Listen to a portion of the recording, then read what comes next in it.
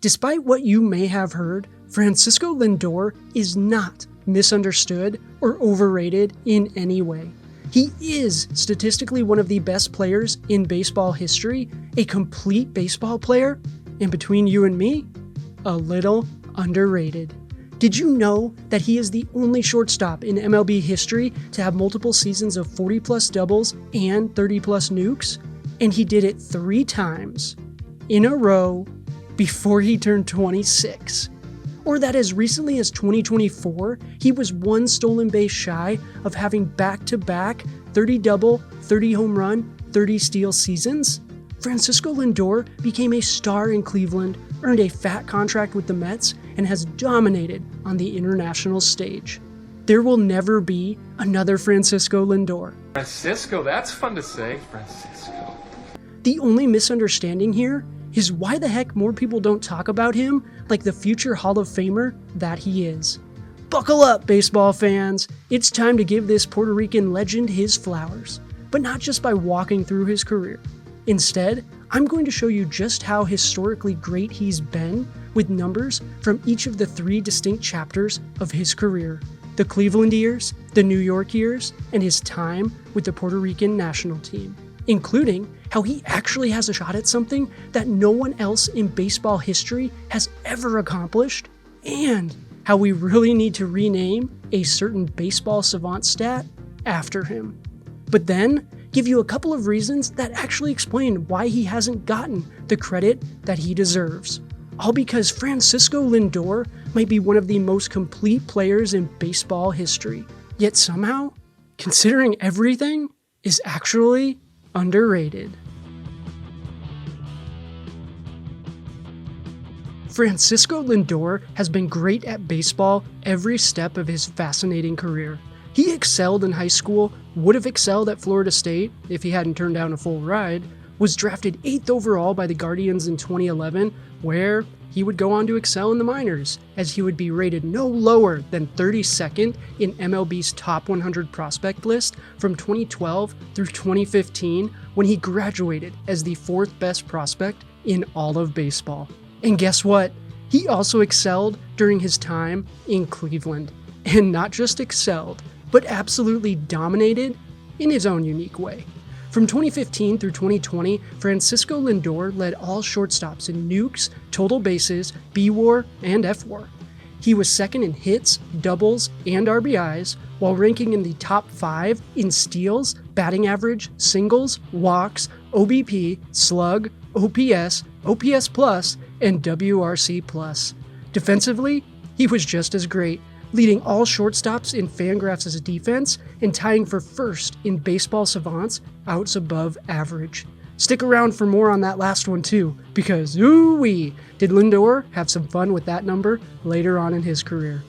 Patience is my strongest suit. But from a statistical standpoint, there was not a more complete shortstop from 2015 to 2020 than Lindor, and he did all of that by the age of 26. But the overall numbers are not what I want to focus on. Instead, we need to focus on his run from 2017 to 2019, where Lindor did something that has never been done in Major League history. He hit 40-plus doubles and 30-plus nukes all 3 of those seasons while playing shortstop. No other shortstop has more than 1, and if that 40-30 mark doesn't do it for you, for comparison's sake, we remember Bobby Witt Jr.'s historic 2024 season, right? Well, Francisco Lindor's 2018 with the Guardians? Actually very similar. He just stole 7 less bases, drove in a few less runs, and hit for a lesser average. But he did hit more nukes, and considering the rule changes impacting stolen base numbers aiding Witt Jr., Lindor is right on par with him. That is how good Francisco Lindor was in Cleveland. In fact, he, Witt Jr., and Rockies legend Trevor Story are actually the only 3 shortstops in MLB history to have seasons where they hit 40-plus doubles, 35-plus home runs, and had 25-plus steals. Unfortunately for Lindor, he also played on the same team as Jose Ramirez, and they happened to play in Cleveland. I mean, no disrespect. Imagine if those 2 played in a bigger market all of those years together. Lindor would go on to finish no higher than 5th in MVP voting while in Cleveland, though. And then the trade happened. Following the COVID-shortened 2020 season, Francisco Lindor was traded to the Mets, and just like that, he was now the face of a new franchise. But even with the Mets, no matter how the media may make you feel, Lindor has still been one of the most complete players in baseball history. He got off to a bit of a slow start, which we will come back to, I promise. But looking strictly at the numbers with the Mets, how does making history sound? He missed out on back-to-back 30-30-30 seasons by one stolen base when he only stole 29 in 2024. He was also just one double short of having his fourth 40-double, 30 home run season. No other shortstop has more than one of those, remember? But there is one other record that Lindor is on the cusp of that would really cement his Hall of Fame chances. If he can hit 30-plus nukes in at least 3 more seasons, he will have the most 30 home run seasons for a shortstop in Major League history with 8. As of 2025, Alex Rodriguez, the king of power for shortstops, holds the current record of 7. But Lindor has a real shot at this. 2025 will be his age 31 season, and Fangraphs, well, they project him to hit 28 nukes in 2025. I believe! And when I believe, you believe. And defensively, he hasn't skipped a beat. Remember his baseball savant outs above average number from 2015 to 2020? Well, he just kept it rolling from 2021 to 2024. Since its creation in 2016, no other player in baseball has put up more outs above average than Lindor's 137. He's also prevented 103 runs since 2016. No one else has prevented more than 90. They really need to just rename the outs above average stat after him at this point. Fangraphs also continues to love his defense, with his 162.7 defense leading all of baseball since 2015.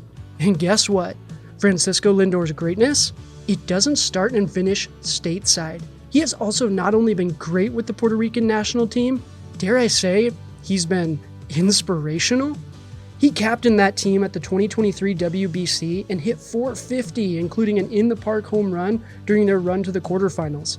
He also earned the MVP of Pool D in the 2017 WBC when he hit .455 with 2 nukes in pool play. Francisco Lindor has been great literally everywhere he's been while flashing power, speed, pure hitting ability, defensive superiority, and having the expectations of being the face of whatever team he's been on. So why doesn't he garner more respect from the national media and casual fans? I've got 2 reasons. Have you ever met someone for the first time who just irked you right from Jump Street? It's tough to shake a bad first impression. And that is the biggest issue with Francisco Lindor. If there was one knock on him as a baseball player, it's that he is the definition of a slow starter.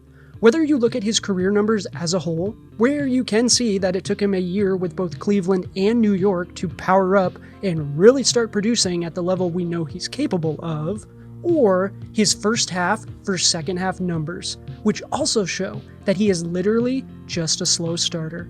His career first half OPS plus is just 95 compared to a 108 career second half OPS plus.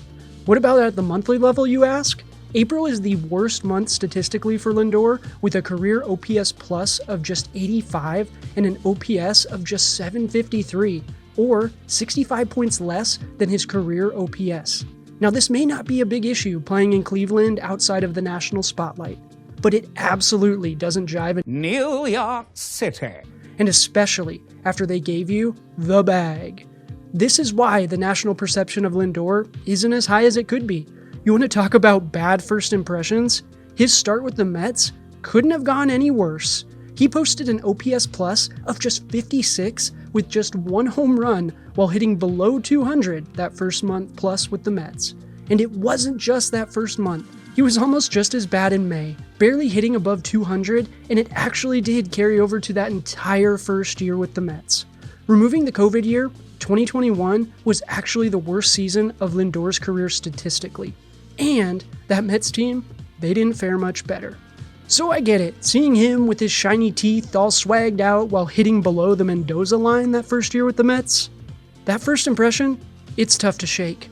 But he's human. He had the weight of an entire franchise on his shoulders and didn't want to let anyone down. And he did start to produce. That's a true leader. But the other reason that Francisco Lindor hasn't received the praise that he deserves has nothing to do with his production or him as a baseball player at all. It's simple. He played in Cleveland. The Guards have some of the best fans in baseball. They love their teams.